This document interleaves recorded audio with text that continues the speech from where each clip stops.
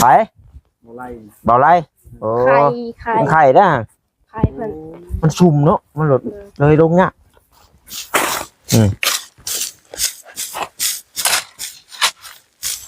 เมื่อยที่กับแบบมีอ้ายกับว่าใช่เลยมาดิมื้อหน้าอ้ายจะเอาน้ำปั่นมาขายเด้อ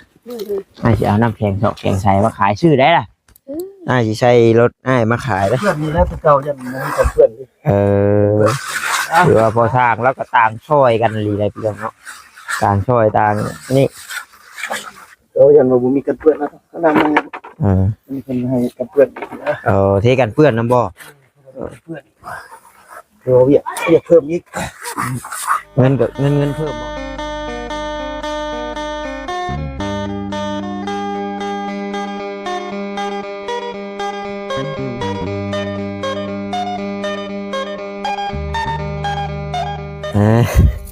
จมอุบจมอังอยู่ดำเมื่อไหร่เราเนาะ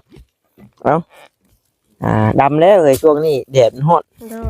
หน่อยมือตัวกระเพาะคูปีบอกบ่มืออ้ายนี่ยามฮ้อนนี่เริ่มเป็นแล้วได้แล้วหน่อยเพาะบ่ได้ยุบปูนยุบอะไรเนี่ยบ่ยกปูนก็เป็นอ้ายน่ะรอข้าวคูปีคลิปนี้นั่งกินขนมก็นั่งใช้เมื่อยก็เนาะกินน้ำกันนั่นแหละเพราะว่าพาไปหันไปนี่เรื่อยเลยพาชื่อนมไม้เล่าได้เลยชื่อหยังชื่อนมลืมหักแน่เลยนะเฮ้ยคอนเทนต์นี่ว่ามันได้มือลืมก็บ่ลืมก็ลืมไปเลยโยเนาะกับบริสุทธิ์มือครับเอาสบายดีเด้อทั้งนั้นเมื่อยหลังนั้นมาบุญให้มีนะหัวควันลูกชายดีนะหัวควันนะเตะชงไปชนไม่นะเลยหัวแบบขนมเป็นขนมยังรู้จักชื่อมันนี่มาใช่ขนมยังจักชื่อประชาชนมาต้อนกับพี่น้องเลยเนาะรู้จักว่ามีชื่อเพราะมันเพิ่นมาโชว์แห่โชว์ชายป่ะห่วยกี่ว่าห่วยห้องน้ำใกล้สิแล้วเลยเพิ่นมาตั้งเฮือนอยู่นี่บ่หลังนึงว่ะชายบ่พอชายบ่พอเนาะพอที่พอบัดเนาะเผื่อยันเหลือกระสอบนี่บ่มีไผเก็บบ่ดิเก็บไปหน่อยไว้หัวทานเนาะน้องเอ้ยเนาะได้ก็ขอกราบทักทายสบายดีเด้อพี่น้องเด้อเนาะ FC กันเบิดสุขุสุคนทางฝั่งลาวฝั่งไทยทั้งต่างประเทศนํพี่น้องเอ้ยเพราะมันได้อยู่บ่ไปถ่ายไปถ่ายตัวไข่บุดแดงเพราะว่าเห็นนึงเห็นเพิ่นไปกับน้องพัดไซแล้วก็กับสาวเบลว่าที่แพนเนาะว่าที่ภรรยาในอนาคตญาติตัวนู้นนี่พี่น้องเอ้ยเนาะผู้ใดเอาลูกเอาเมียหลังญาติแต่ขดอกญาติแต่ค้ำ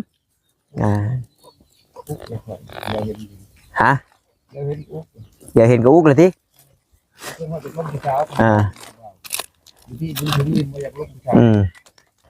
นี่แหละพี่น้องเอ้ยเนาะมือวันที่27อีกกับแม่นอีกแล้วนี่ 2-3 งานพุ่นละงานดองก็ได้ไปเราแล้วงานดองโมดอกพี่น้องเลย30 ละเราว่าคำ2 บาทเราว่าแต่ว่าคำข้างไว้นำเน่เนาะถึงว่าเข้าบาทนึงก็50 ล้านเลยพี่น้องเลยชื่อคำนะพูดเลยขดองโบชัมราคาครับเดี๋ยวว่าอยู่ซีโน่นี่แหละเนาะแล้วก็ขึ้นมีงานขึ้นเพื่อนใหม่แน่เมื่อนั้นพี่น้องเลยเนาะแล้วก็งานน้ำบ้านโคกใหญ่แน่พี่น้องเลยเนาะ2-3 งานนะมือเดียวกันนะจากที่แนวใดแหละแบ่งเวลาไปบอลละหน่อยต้องน้อยเด้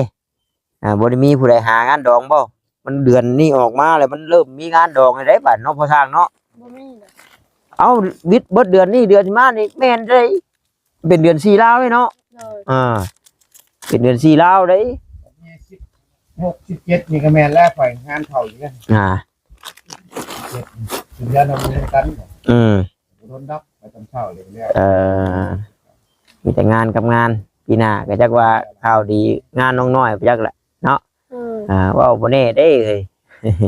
ฮอดงานฮอดข้าวแหละจังได๋ฮอนชายบ่เฮาบัดนี้แต่เอากินก่อนจักหน่อยเนาะกินก่อน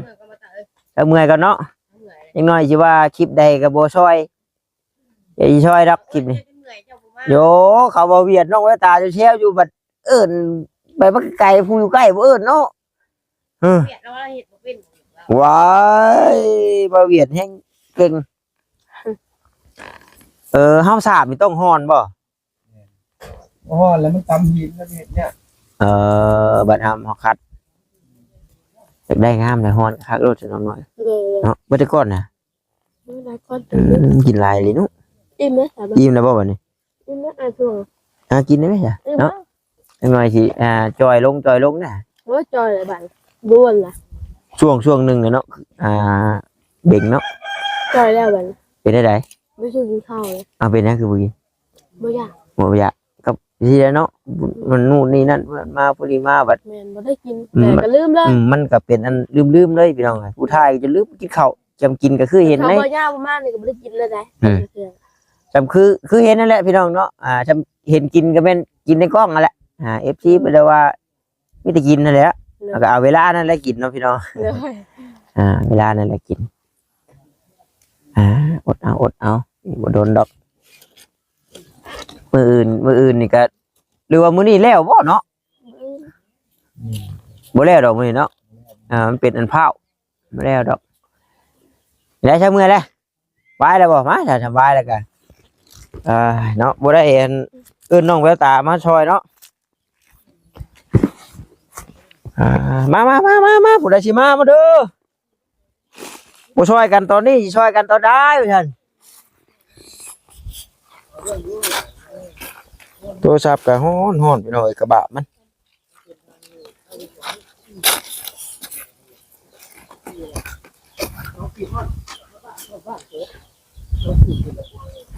ไม่ฟังภาษา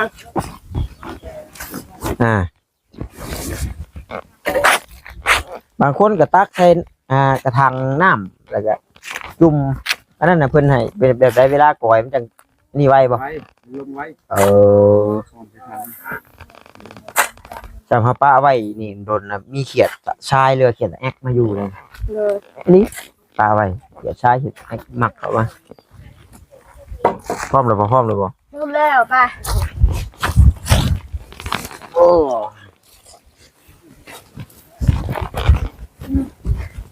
ไม่คือบอลง ดึงขึ้นปุ๊บโอ้ นักเห็นไหม โอ้ ไล่ยังคือนอนมันนอนมันผักมันนอน ไป มาไล่ เบาไรโอ้ ไข่ ไข่นะ ไข่เพิ่น มันชุ่มเนาะมันหลดเลยลงเนี่ย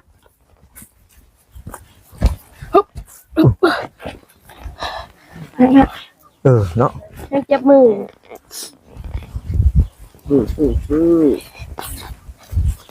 ดูว่าเฮามันบ่มีจังหวะป่วะ มีไงมัน มันบ่แห้งเนาะมันหลดปุ่มหลุมอยู่ฮะหนึ่งครับแล้วนี่บ่เอาน้องน้อยทุกเห็นแล้วป่ะนี่สั่งได้จะนั่งรถเนาะเฮ็ดมาสอนกว่าน้องบุญทวี หลายคนมาลง ครับชิคเอาทองพอเอาไหม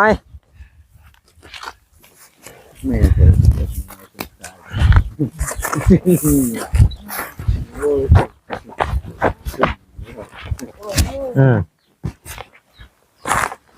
ใช่เนี่ยจะได้กระดาษให้หน่อย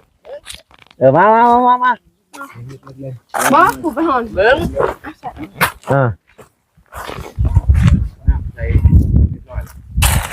ไม่ยังไปโอ้สูดว่า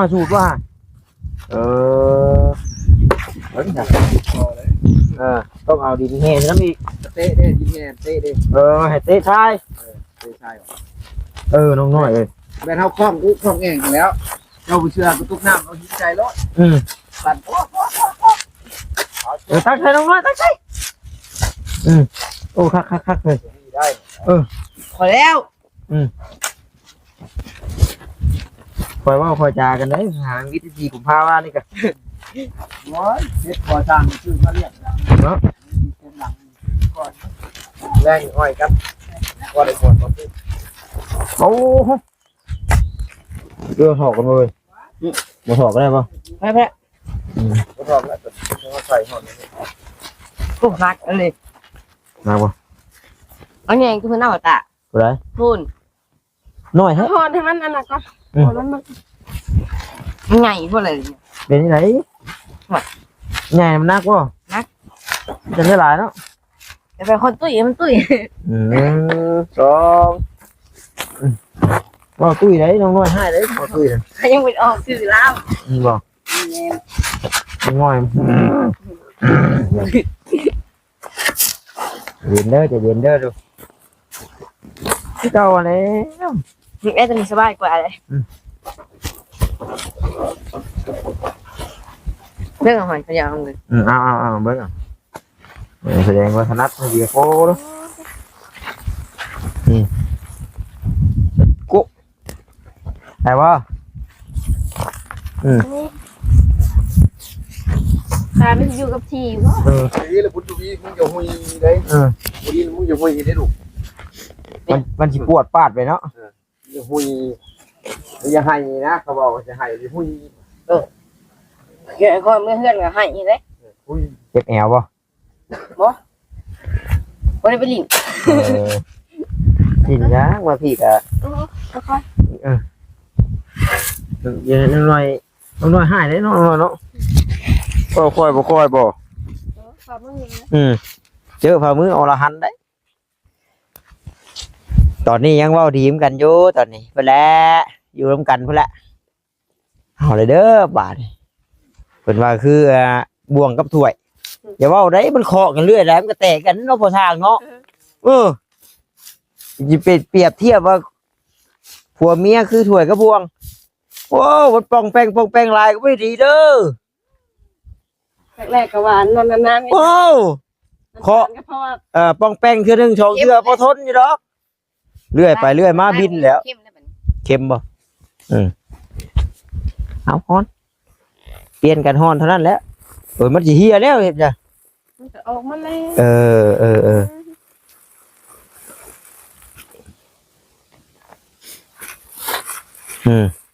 นี่วัยรุ่นใจฮ้อนวัยรุ่นเนาะหน่อยเนาะพ่อหมอน้อยจังว่าอยากได้ผู้นี่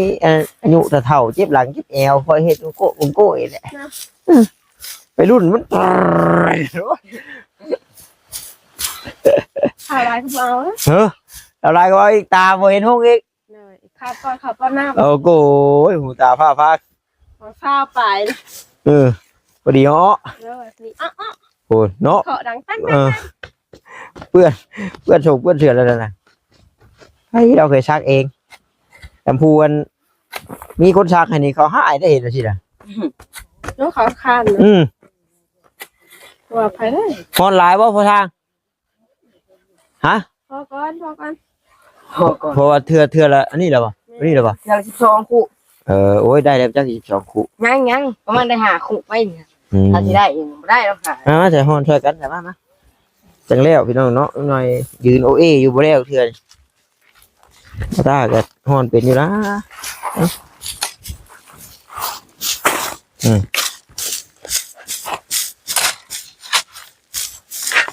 เอาอีกบ่มัน จะเฮ็ดได้ล่ะบ่ตา ใช้เพราะ จะเฮ็ดได้ ฮอนผู้เดียวเนี่ย เร็วนักเด้ นักป่ะจ๊ะ นักได้ ลืมเนาะลืมคิด มาเอามา นักบ่ เด้อ นักก็ช่วยกันบ่ได้ เห็นบ่ เนาะเดี๋ยวหัวนัก กูตักมาได้เว้ย เท่าไหร่ โอ้เรากล้ามเราใหญ่ดิโอ้ค่อยๆศึกษากันได้ ชายครับเนาะ เออ ยังตายฮิปอยู่ โอ้ยแม่ หน่อย ใส่ สิ อะไรไหม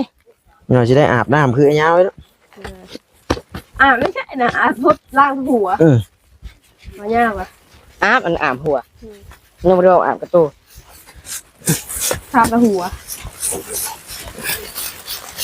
วันชาแล้วเป็นโซหักชาแล้ว แห้งปากกาแล้วเบื้องกล้ามมันเป็นแบบมันปากกาเนาะ มันกระเผาละเจ็บหลังเจ็บเอวละ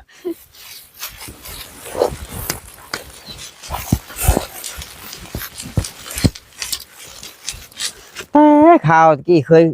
มีความคิดว่าจะเป็นนักมวยพี่น้องเนาะ บ่ไอ้ก็เขาตีมวยอยู่ไทยอยู่ลาวเขาหยุดตีใส่เขาให้วงตีใส่ ตรงกึ้ม มันกึ่มบ่ มีบ่ นี่เลย บ้านหนองกึมนี่ มันเจนมองก็มีบ้านทาง ค่ายมวยนะ ชิเมนถ้าเห็นเขาล่องชิเมน ตีกันแบบเป็นค่ายมวยนี้ แม่น ไปเฮียนเลย เจนมองเด้ เจรมองเพิ่งเลยสิไปบ่ ทางแบ่งเจนมองเลยเวลาทางแบ่งบ้าน ว่าหมู่เฮียนรุ่นเดียวกันนะหลายคนอยู่ได้พี่น้องเนาะจนได้ไป บ่เท่าหนูเขามันส่วนเขาไปเหมือนน้ำลายได้รถก็จะตีกว่าลงทีหนึ่งมันได้แพงมันละ300,000ใช่ อืม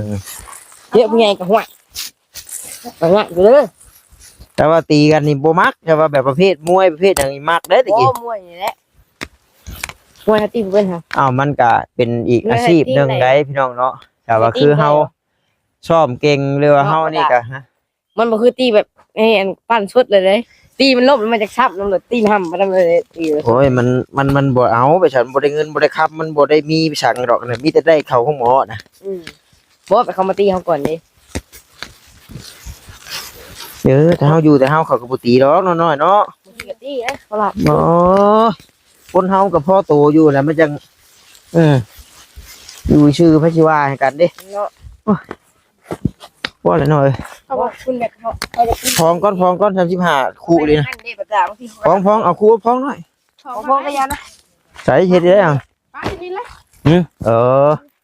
เอาจนว่าชวนไปใส่ให้เราเลยบ่แม่นบ่ ใส่แล้วเรา ใส่แล้วบ่นะโอเคจะพอก่อนเม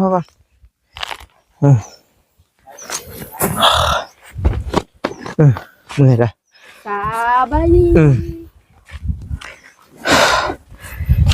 ไม่เมื่อยสิก็แบบ มี ของเย็น อ้ายก็ว่าซั่นแหละ มาดิ มื้อหน้าอ้ายสิเอาน้ำปั่นมาขายเด้ออ้ายสิเอาน้ำแข็ง2แข็งใส่มาขายชื่อได้ล่ะอ้ายสิใช้รถอ้ายมาขายเด้อ มีเงิน โอ้โธรุ่นน้องน้อยสิบ่มีเงิน ไม่ได้มีแต่ ว่าดอก มี10,000 มี10,000บ่ได้ใช้บัตรนี่ก็เอาเลยก็อ้ายก็ขายบ่ได้แพงจอกหนึง10,000กีบนะขายแพงแท้ กินฟรี โอ้เนาะมันก็รูปแลของขายเนาะ ของท้ายใช่ไหม ตัวพูด ให้นุ่มดิ นางพี่นะเนาะ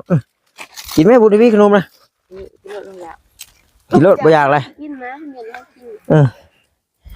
อ๋อ ยัง มายังไม่ได้เด้อสักหน่อย ทำใจก่อนดิ โดย ใจก่อนเมื่อยเนาะ ทำใจก่อน น้องน้อยว่าผู้ใดนี่ก็เฮ็ดนั่งทำข้าวกันได้เด้อท่านบ่ไปแล้วป่าดอนยอมแล้วน้องน้อยว่ายอมแล้ว เสียหัวแล้ว จักบาทต้องใส่บุแล้วพ่อมาโอ้โหไปต่อยังหังอ่ะนะ 2-3 ครั้ง สองยังหัง ว่าอันนี้ เออ ว่าละกัน ชาวเบานิ้วเลยต่ออยู่บ่ ชาวบ้านนี้มาใช้แบบนี้ ผู้ชาวพัดชัยน่ะแล้วต่อยเป็นอยู่บ่น่ะบ่เป็นนะสู่ลงน้อยบ่ได้ดอก เลย ว่าแล้วเพิ่นคนอยู่ซิโน คนอยู่เมือง มันบ่มีทางบุดอกบุดแดงได้พี่ดอกเนาะ ต่อเขาไปกับต่อให้กระติกไปเดินเช้าหาโมงแรงมา คือเฮาเจ้าคอยนี่ห้อยเหมือนขี้บุ้งหรอก ไปกับต่อเถอะเห็นยาวมีคนอยู่นอนเที่ยงเขาเลยไปกันจะทำเลยจังหวะ ไปบ่น้องบุญทวีกะต่อยไข่บุดแดงไปอยู่บ่ ไปดอกมันเจ็บ โอ้ยอดเอาให้น้องน้อยเนาะทุกอย่างมันก็มีทรมานมีเจ็บเด้อเว้ยไปสิได้ การเกลียด น้องน้อยแล้วก็นี่แหละค่าผู้นั้นมาผู้นี้มาแหละบ่ได้ต่อยไข่บุดแดง เลย นั่นก็ห้อยแต่ว่าซำนี้ยังเคาะปอกอยู่ปลาเราเพิ่นจัก เลยแม่นเลย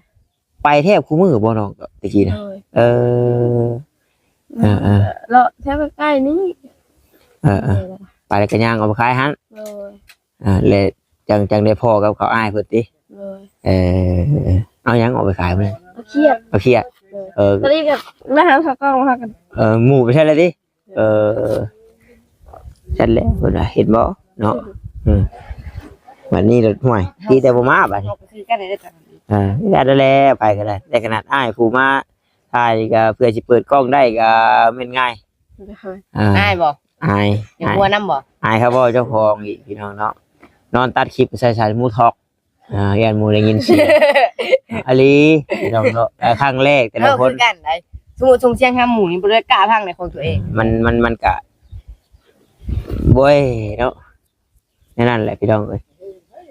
มันก็เป็นกูคน เนาะก็ละช่วงแรกๆเขา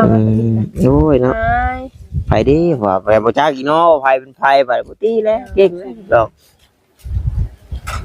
เฮ็ดหยังพี่น้องเอ้ยนี่แหละมาก็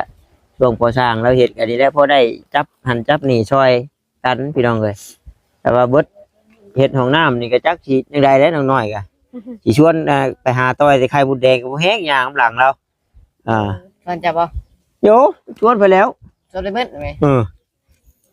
ดูเบิดนี่แหละ เอาสุขภาพไปดอกไก่เด้ง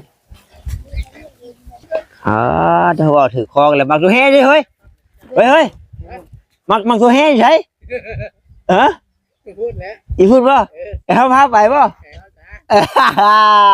เอามาฉันน้องน้อยมาโอ้ยเด้อเอาสบายดีท่านตามเวรจะใครกินศพโดยไปพาไปเอาพาไปกินว่าเรื่องสมเรื่องแชวนี่เนาะเขาเห็นนั่นสมุดเลยพี่แล้วมาเบิ่งโบสากพี่แล้วเขาเนาะโอ้ย วันเนี่ยเอามาเด้วัน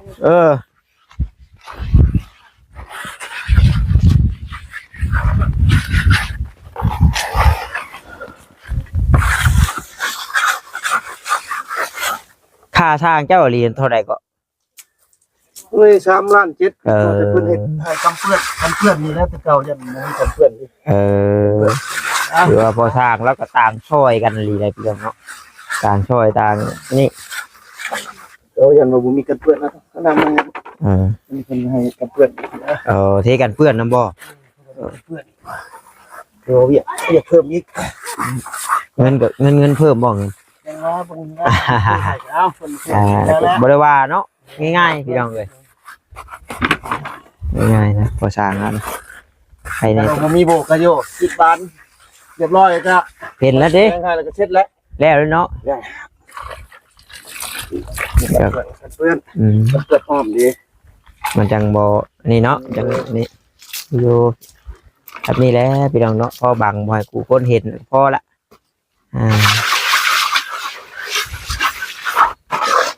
แล้วก็ผู้เดียวแล้วก็บ่มีครูบ่มีหมู่นะแต่ข้าวเฮ็ดตะกี้นี่มีอยู่แม่นบ่พอเดี๋ยวฉันไปว่าสิแบบมันบัดผู้ดีแบบบล็อกตอบแตบเนาะมันบ่แม่นแบบว่าคือเฮาแบบเมาเด้พี่น้องเขาก็มาอยู่บ่สิเอาเป็นหลักเป็นแหล่งเขาก็มาหนักนะโอ้หนังตัวอันจักเอามาคามโอ้